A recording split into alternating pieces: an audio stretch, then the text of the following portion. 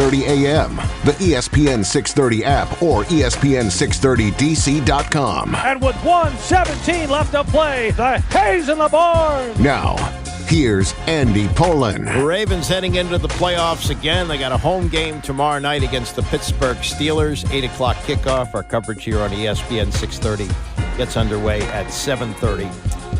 Talking about this at the top of the hour. You live long enough, you get to experience a lot of things. And in my 48th year in radio, I'm about to do something that I've never done before, but looking forward to it. I am 66 years old. I became a grandfather for the second time over the weekend.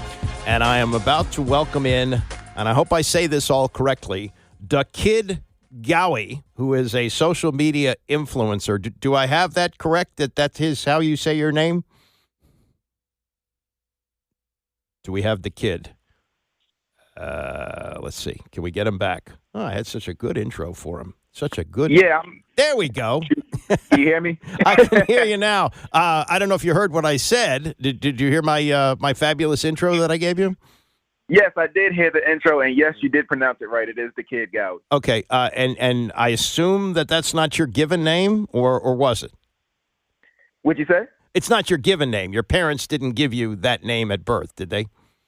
So believe it or not, the kid obviously isn't, but Gowie is actually my last name. Oh, okay. And you go by go by Gowie. And yeah. Okay, good. All right. Well, so I'm been told to call you Gowie as we continue this conversation. Is that right? Yes, that's perfect. Yes. Okay. All right. So Gowie, explain exactly what you do. This is a new age of media. I am still working in the one that I came into 47 years ago. I still enjoy doing it, but it's on its way out. There won't be AM radio forever. And what you're doing is more along the lines of what people are doing, their own brand and so forth. So explain what you do in terms of talking about the Ravens and as a social media influencer. Okay, well, as a social media influencer, I've actually been creating Ravens content for a good minute now. Basically, what I do is I kind of play on the comedic side of things. So instead of just going out and just talking about Ravens, I might do a little bit, whether that may be a short skit or, I might just be voicing my opinion and throw some one-liners in there just to give people a good laugh, but also give them a platform to where we can talk things about Ravens and have fun with it at the same time. So, I think that now it's more about just personality, just like how it is with your job. Like, dealing with your personality, people following that, but also gravitating to the visual side of things and actually seeing things. And I guess just having fun and joining the party. So basically that's what I've been doing. And that's actually translated to some fun stuff, like doing outside hosting actually with the Baltimore Ravens. I was able to, host Ravens Walk. And, it was during the times where we were inducting people into the Ring of Honor. So you had people like Haloti Ngata, Todd Heap, Terrell Suggs, just giving them their introductions and stuff like that. So It's been pretty good for me. Good. So I don't know how humorous people are about this, because I think that people are looking at this season as kind of a make or break, even though it really shouldn't be. But Lamar Jackson has had another fabulous year, an incredible year when you think he threw only 4 interceptions, which is just mind-blowing, and the way he is able to run the ball and everything else. But the big thing is legacy these days. And, he needs a Super Bowl to cement his legacy. I mean, I find a little humor in that, don't you? Yes, 1,000%, because I feel like a legacy is pretty much solidified when you're already a 2-time MVP winner, but, everybody has their narratives they want to push these days. Yeah, no question. And he is certainly key to what they're doing. The other thing is, and you've been a lifelong fan of the Ravens, this is a year where people looked at the defense and said, oh, my God, what has happened to the defense? And in the second half of the season, they look like the same old Ravens, don't they? Yeah, 1,000%. I won't lie. Like those first 11 weeks, it was looking a little spooky. Because it was like, we're such a traditional team based on our defense and our run game. And then when one of those things go out the window, it's kind of like, all right, we don't know how this season's going to play out. But everything, came into fruition later on in the season. Yeah, no, they've been playing well defensively. You look at some of the scores. They held the Steelers to 17 points. They held the Texans to 2 points. I mean, that's pretty good defense. And you're looking at the line for this game. I mean, this is the biggest line of the weekend, 9.5 against a team that they play twice a year, every year, and you hear, throw out the records when these two get together. Is that what was your thought when you saw the line at 9.5? When I saw the line at 9.5, a part of it kind of made me a little bit confident because it's like, okay, maybe they see something that we may not recognize. But at the same time, you do have to come down to earth because it's like this is an AFC North competition. And one thing we know about the AFC North is, in my personal opinion, it's the toughest division in football. So the statement about throwing the records out does become a thing in my personal opinion. I think that, Ravens obviously has what it takes to be able to get that done and actually win by that line. But once again, we know how hard AFC North football is. Yeah, and this is the classic, cold weather game. Lamar Jackson was talking about how he doesn't like to play in cold weather. He's played at Louisville, and I think he's from Florida, as a matter of fact. Yeah, he is from Florida, so he doesn't like to play in it. But what he said is nobody likes to hit in cold weather, and nobody likes to hit a 247-pound running back in Derrick Henry. And I think, it's a big loss, certainly, to have Zay Flowers out. But my feeling is that really the key to this game is feeding the ball to Derrick Henry. Your thoughts?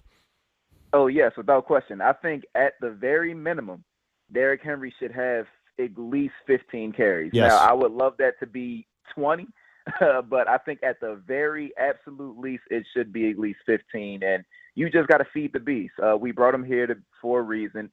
We already seen what he's able to accomplish in the second half of football games where it's most important. That's where you win. Mm-hmm. So if you feed him, once you get to that second half, a lot of guys are going to be making business decisions. So hopefully, Patrick Queen and all them, they can look and be like, this guy again. I want that feeling to translate to the second half of the football game, and hopefully we, walk out of there with a W. I'm glad you mentioned Patrick Queen. That's another great storyline in this game. Like, he went over to the enemy. And now he's on the other side. Between he and Roquan Smith last year, they were the emotional leaders of that defense. So that's going to be another great storyline for tomorrow night for sure. Yeah, I think that's very interesting because, as you look at it, I think that Patrick Queen kind of went over there and embraced the villain role to a certain degree. Mm-hmm. And I think that in the back of his mind, he really wants to knock us out the playoffs. I feel like that would give him that joy and fulfillment that he made the right decision. So we can't give him that satisfaction. All right. Are you going to be there tomorrow? Yes, I will be there. So I'm going to make sure I get there right at kickoff. Mm-hmm. I know that the weather's going to be kind of cold. So I'm trying to not freeze prior to game time. But I'll definitely be in the building cheering the Ravens on. And, yeah, hopefully, throughout the cold weather, the possible snow, we'll be walking out, with smiles on our faces. And will you be sending out social media posts during the game, hoping your phone doesn't freeze? What's your plan on that? So the plan for me, usually when, the temperature's going to be what it is, I might take my phone out my pocket here and there, but the main goal is to stay warm throughout the game, and then I'll record a video post-game. Okay. So that might be the plan for that. Well, that's your business decision, which makes a lot of sense. So Exactly.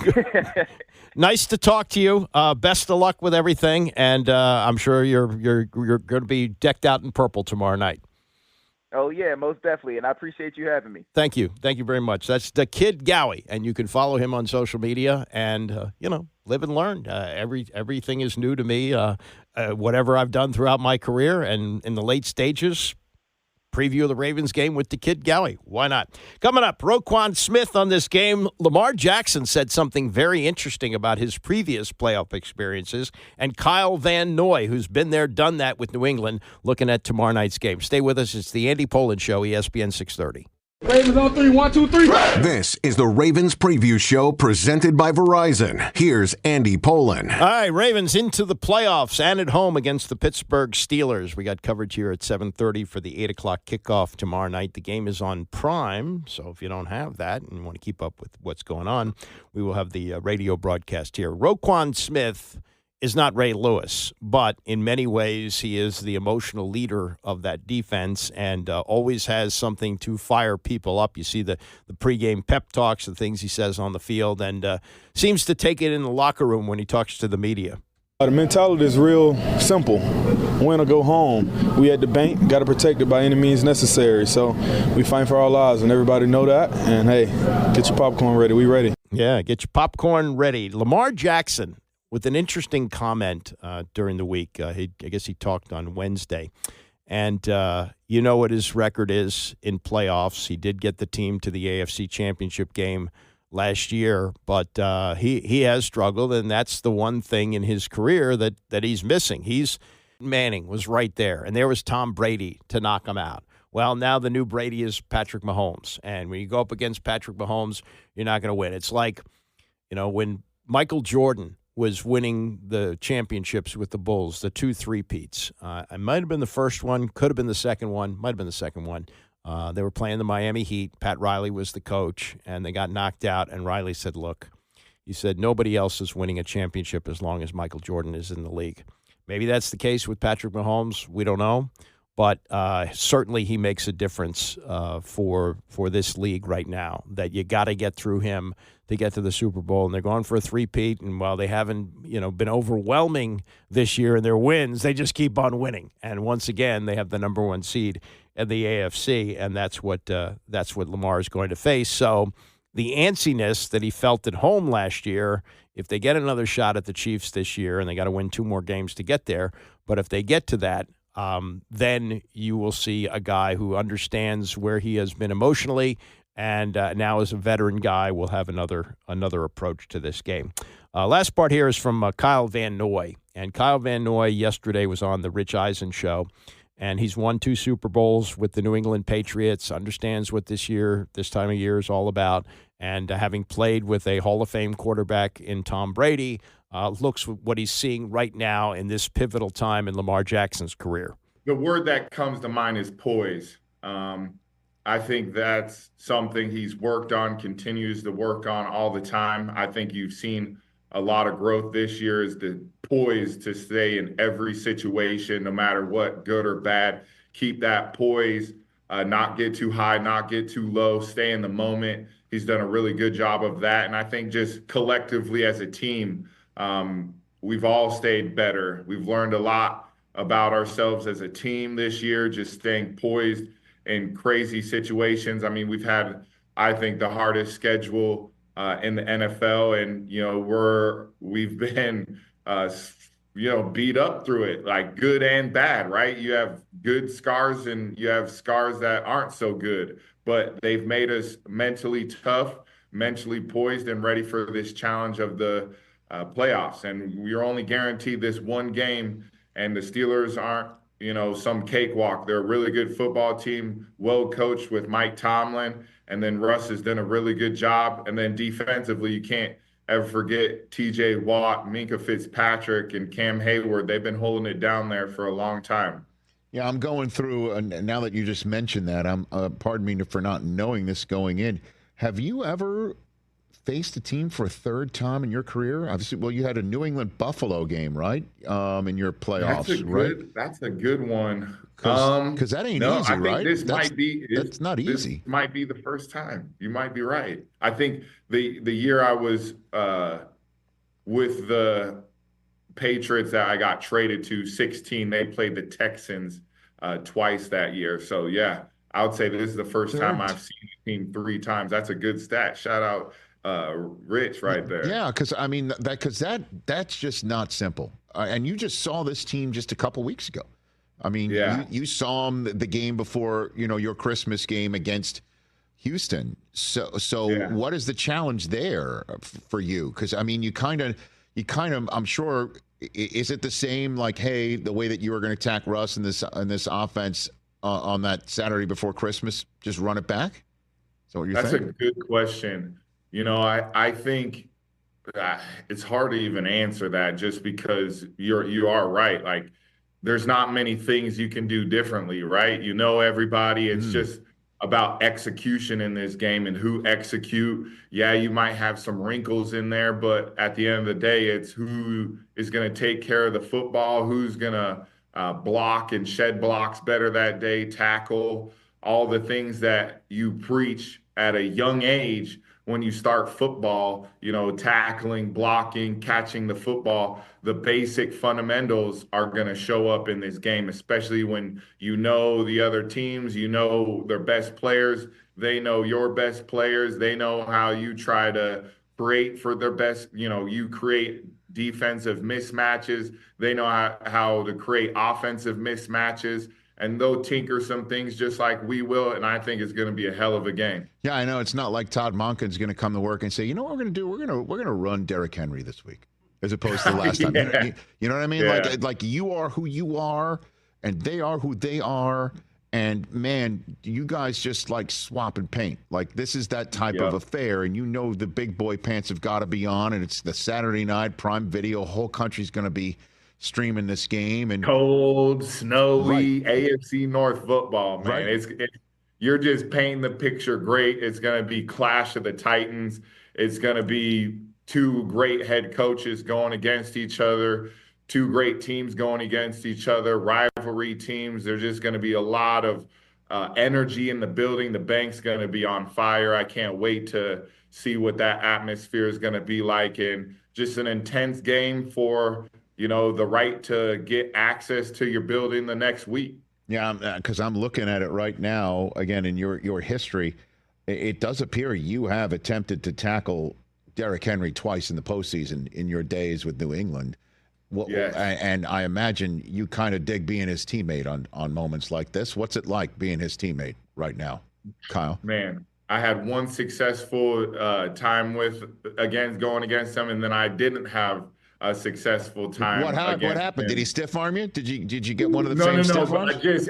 Not me personally. Okay. Just it was a rough day at the office collectively. I think he rushed for like a 170 that game. Yeah, it happens. Man, it was brutal. But we're friends now. Me and Derrick, chuckle all the time about going against each other over the years. But I always tell him, man, it's good to be your teammate and not have to hit you during the cold weather games. And, he's a force. When he gets the ball, he's trying to pull the Marshawn Lynch saying. I won't say it because, the words I say, aren't profanity words, but you get what I'm trying to say. That's how he runs the football, with that tenacity. And it's tough during the cold weather games. And you got to see it for 60 minutes. And, I think the Steelers are going to try to take on the challenge. And, we're excited for that matchup. And Derrick's excited to play in that game. It's,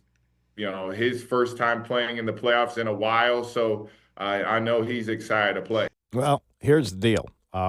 This is not the steel curtain that they're facing, especially this time of year.